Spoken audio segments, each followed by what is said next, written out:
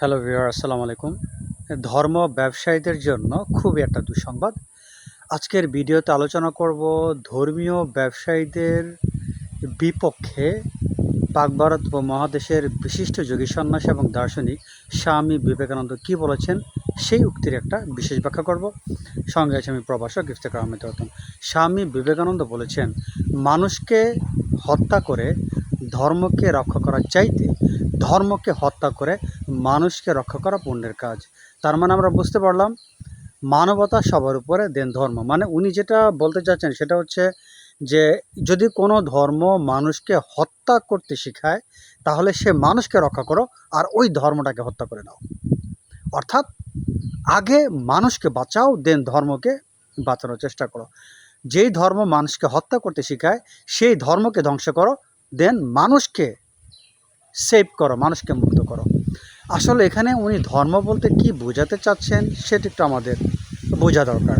উনি কিন্তু ধর্ম বলতে গতানুগতিক যে আমরা ধর্ম পরিচালনা করি, আমরা যে ধর্মীয় জীবনযাপন করি, উনি ধর্ম বলতে কুসংস্কারাচ্ছন্ন ধর্ম, যেই ধর্ম অন্তর্নিহিত কোনো তাৎপর্য বুঝে না, শুধু কিতাব পড়ে আর কিতাবের শাব্দিক অর্থটাকে আঁকড়ে ধরে এবং সেভাবে তাদের জীবনকে এক্সিকিউট করে থাকে। ধর্মের তারা কিছুই জানে না, শুধুমাত্র কিতাবটা পড়ে যা লেখা আছে সেটাই তারা মেনে চলে, কিন্তু এর যে বিশেষ একটা অর্থ, বিশেষ একটা তাৎপর্য সেটা তারা জানে না। এই ধরনের লোকরাই কিন্তু ধর্মকে আগে প্রাধান্য দেয়, দেন মানবতা। তাদের চোখে সবার আগে হচ্ছে ধর্ম, তারপর মানবতা।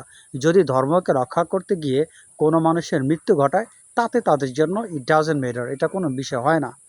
এই ধরনের লোকরা যারা কুসংস্কারাচ্ছন্ন, যারা ধর্মকে গোড়া হিসেবে ধরে আছে, যারা ধর্মের ধটা পর্যন্ত ভালো করে জানে না, তাদের বিরুদ্ধে স্বামী বিবেকানন্দ এই কথাটি বলেছেন। কিন্তু এখানে একটা মেইন কনসেপ্ট আমাদের মাথায় রাখতে হবে, প্রতিটা ধর্মের যে একটা আধ্যাত্মিকতা থাকে, স্পিরিচুয়ালিটি থাকে, ওই আধ্যাত্মিকতার বিরুদ্ধে স্বামী বিবেকানন্দ কিন্তু এই মেসেজটি দেননি। এই মেসেজটি দিয়েছেন শুধুমাত্র তাদের জন্য যারা মানবতাকে কোনো মূল্যায়ন করে না।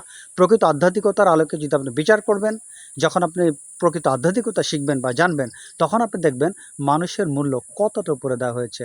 সো আমরা বলতে পারি কুসংস্কারাচ্ছন্ন ধর্মের অনুসরণ করে কোনো মানবতাকে ধ্বংস করা ঠিক হবে না, বরং মানবতাকে প্রতিষ্ঠা করতে হবে।